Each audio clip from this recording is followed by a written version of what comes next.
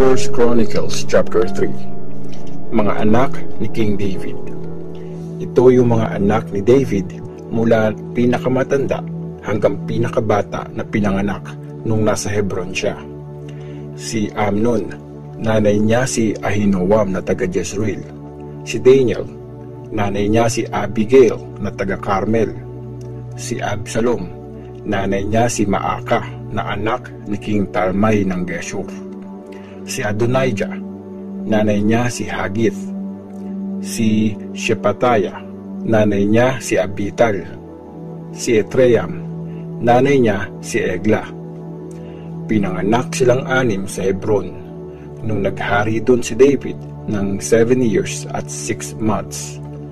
Naging hari siya sa Jerusalem sa loob ng 33 years at marami siyang naging anak doon.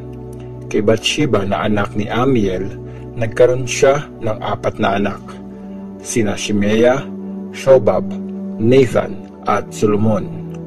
Tapos may 9 pa siyang naging anak, sina Ibar, Elishua, Elpelet, Noga, Nepheg, Japhia, Elishama, Eliada at Elipelet. Anak niya ang lahat ng yan. Tapos may mga anak pa siya sa mga aliping naging asawa niya. May anak din siyang babae, si Tamar. Ang lahi ni King Solomon. Ito ang lahing nagmula kay Solomon. Anak niya si Rehoboam na tatay ni Abijah, na tatay ni Asa, na tatay ni Jehoshaphat, na tatay ni Jehoram, na tatay ni Ahaziah, na tatay ni Joash, na tatay ni Amaziah, na tatay ni Uzziah, na tatay ni Jotham, na tatay ni Ahaz, na tatay ni Hezekiah, na tatay ni Manase, na tatay ni Amon, na tatay ni Josiah. May 4 na anak si Josiah, sina Johanan, Jehoiakim, Zedekiah at Joahaz. 2 naman ang anak ni Jehoiakim, sina Jehoiakin at Zedekiah. Ang lahi ni King Jehoiakin. Ito ang listahan ng lahi ni King Jehoiakin na naging bihag ng mga Babylonian. May 7 siyang anak, sina Shealtiel, Malkiram, Pedaiah, Shenazar, Jekamiah, Hoshama at Nedabiah. May 2 anak si Pedaiah, sina Zerubabel at Shimei. 2 naging anak na lalaki ni Zerubabel, sina Meshulam at Hananiah. May anak din siyang babae, si Shelomith. May 5 pa siyang anak na lalaki, sina Hashubah, Ohel, Berekiah, Hasadiah at Jushab-Hesed. 2 ang anak ni Hananiah, sina Pelatiah at Jeshaiah. Anak ni Jeshaiah si Rephaiah na tatay ni Arnan, na tatay ni Obadiah, na tatay ni Shekaniah. Si Shemaiah lang ang anak ni Shekaniah, pero may 5 siyang apo, sina Hatush, Igal, Baraya, Neraya at Shaphat. May 3 anak si Neraya, sina Elionai, Hiskaya at Azrikam. 7 naman ang anak ni Elionai, sina Hodaviah, Eliashib, Pelaya, Akub, Johanan, Delaya at Anani. First Chronicles chapter 4. Ang lahi ni Judah. Ito yung ilan sa mga anak ni Judah, sina Perez, Hezron, Carmi, Hur at Shobal. Si Shobal ang tatay ni Reaya, na tatay ni Jahath, na tatay naman ni Ahumay at Lahad. Mga ninuno sila ng mga taga-Zorah. Si Hur ang panganay sa mga anak ni Caleb kay Ephrath, at siya ang nagtatag ng city ng Bethlehem. May 3 anak si Hur, sina Etam, Penuel at Ezer. Tatlo din ang anak na lalaki ni Etam, sina Jezreel, Ishma at Idbash. Tapos, isang anak na babae si Hazelelponi. Si Penuel ang nagtatag ng city ng Gedor at si Ezer naman ang nagtatag ng Husha. Si Ashur na nagtatag ng bayan ng Tekoa ay may dalawang asawa, sina Hela at Naara. Naging anak niya kay Naara sina Ahuzam, Hefer, Temeni at Hahashtari. Ang mga anak naman niya kay Hela ay sina Zeret, Izar at Etnan. Si Koz ang tatay ni Anub at Zobeba at siya ang ninuno ng mga angkan ni Aharhel na anak ni Harum. Si Jabez ang pinaka-ginagalang sa lahat ng mga kapatid niya. Jabez ang pinangalan sa kanya kasi sabi ng nanay niya, "Masyado akong nahirapan nung pinanganak ko siya." Nagpray si Jabez sa Diyos ng Israel, "I-bless mo po ako, O God, at palawakin mo ang teritoryo ko. Samahan mo ako at ilayo sa kahit anong masama para hindi ako masaktan." At binigay nga ng Diyos ang pinagpray niya. Iba pang listahan ng mga angkan. Si Caleb na kapatid ni Shuha ay tatay ni Mehir, na tatay naman ni Eshton. May 3 anak si Eshton, sina Betrapa, Paseya at Tehina, na nagtatag ng city ng Nahash. Nakatira sa Reka ang mga angkan nila. May 2 anak si Kenaz, sina Otniel at Seraya.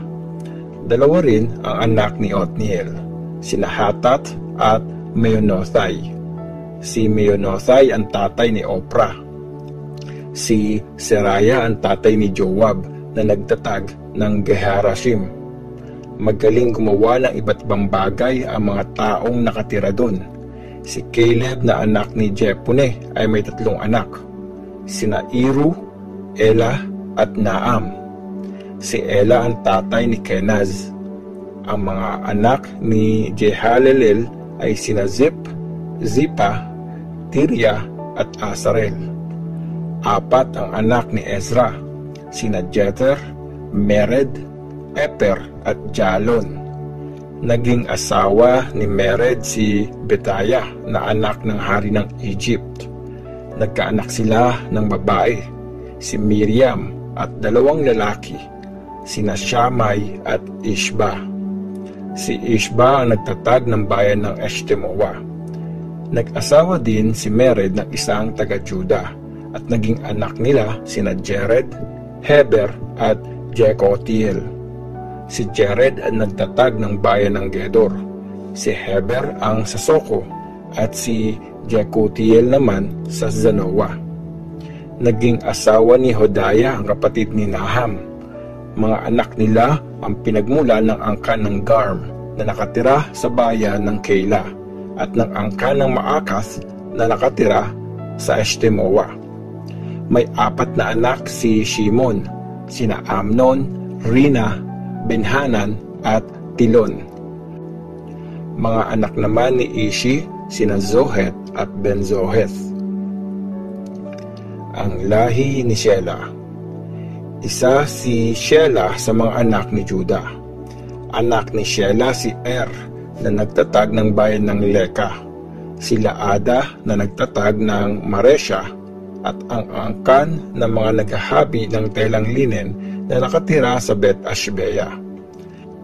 Kasama rin sa lahi niya si Joachim at ang mga taga-Kozeba, pati si Joash at si Sarap na nag-asawa ng mga Moabite at tumira sa Bethlehem.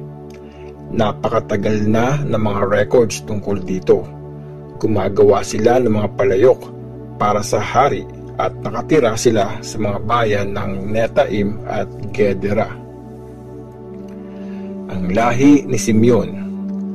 May 5 anak si Simeon, sina Nemuel, Jamin, Jarib, Zerah at Shaul.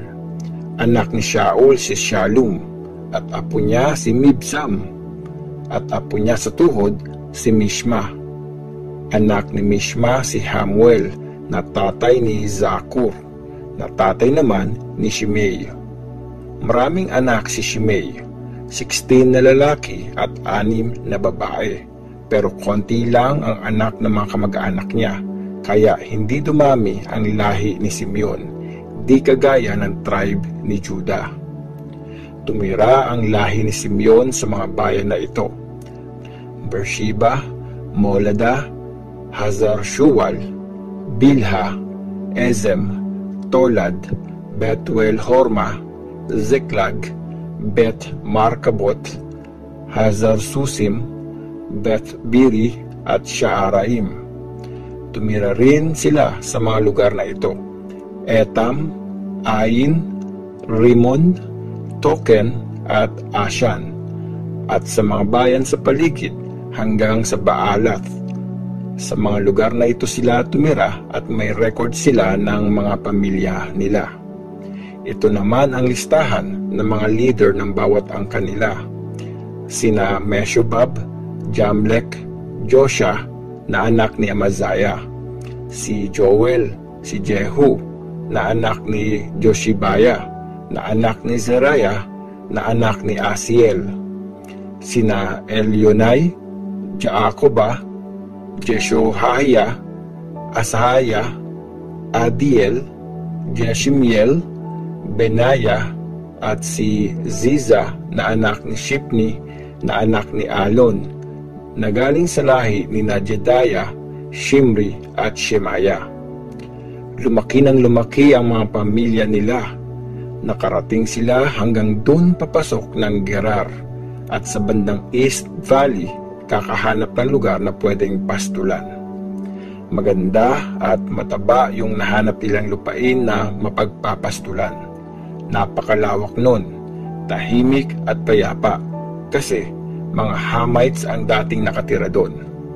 Nung time ni King Hezekiah ng Judah, pumunta sa Gerar yung mga pangalang nakalista sa taas. Sinira nila yung mga tent at kubo ng mga taong nakatira doon. Pinalayas nila yung mga tao doon at doon na sila tumira kasi maraming mapagpapastulan doon ng tupa. Mga 500 na tao mula sa tribe ni Simeon ang pumunta sa mabundok na part ng Edom. Nilid sila ng mga anak ni Ishi na sina Pelataya at Neraya, Repaya at Uziel. Pinatay nila yung mga natitirang Amalekites na nakatakas at doon na sila tumira mula noon.